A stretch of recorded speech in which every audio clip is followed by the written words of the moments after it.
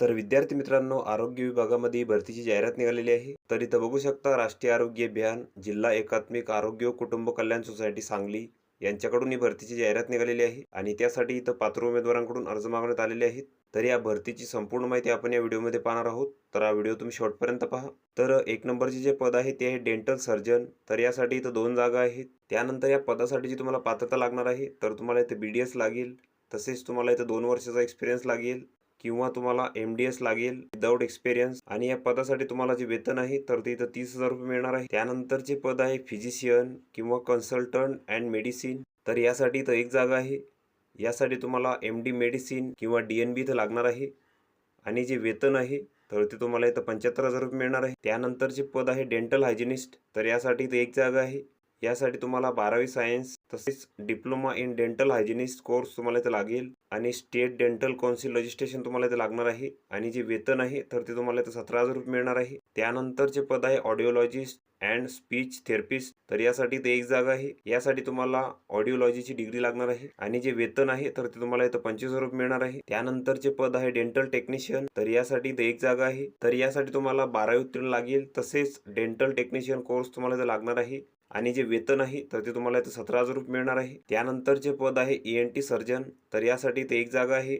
यासाठी तुम्हाला MS किंवा ENT किंवा DORL किंवा DNB इथं लागणार आहे आणि जे वेतन आहे तर ते तुम्हाला इथं 75,000 रुपये मिळणार आहे. त्यानंतरचे पद आहे न्यूट्रिशनिस्ट.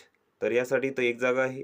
यासाठी तुम्हाला BSc होम सायन्स न्यूट्रिशन इथं लागणार आहे आणि जे वेतन आहे तर ते तुम्हाला इथं 20,000 रुपये मिळणार आहे. त्यानंतर या पदांसाठी काही अटी व शर्ती आहेत. तर वरील जी पदे आहेत तर ती इथं कंत्राटी स्वरूपाची आहेत. त्यानंतर या पदासाठी जी वयोमर्यादा आहे तर ती 38 वर्षापर्यंत आहे खुल्या प्रवर्गासाठी आणि मागास प्रवर्गासाठी इथं 43 वर्षापर्यंत आहे आणि उमेदवारांची जी नियुक्ती आहे तर ती इथं गुणांकनानुसार करण्यात येणार आहे.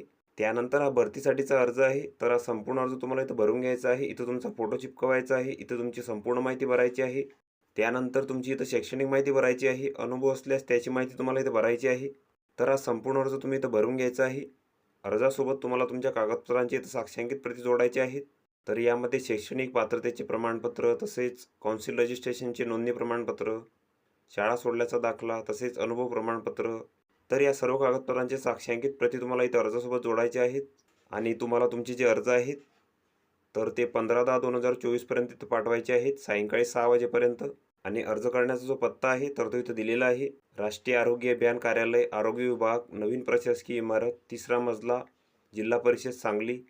तर या ठिकाणी तुम्हाला तुमचे जे अर्ज आहेत तर ते इथं पाठवायचे आहेत 15/10/2024 पर्यंत. तर ही संपूर्ण माहिती तुम्ही इथं बघून घ्यायची आहे. या PDFची लिंक तुम्हाला डिस्क्रिप्शनमध्ये मिळून जाईल. तुम्ही त्यातून ती डाउनलोड करू शकता आणि संपूर्ण माहिती इथं बघू शकता. तर व्हिडिओ कसा वाटला मित्रांनो? व्हिडिओ आवडल्यास लाईक करा, शेअर करा आणि आमच्या चॅनलला सबस्क्राईब करा. म्हणजे येणारे व्हिडिओ तुम्हाला सर्वात आधी पाहायला मिळतील. चला तर भेटूया पुढच्या व्हिडिओमध्ये.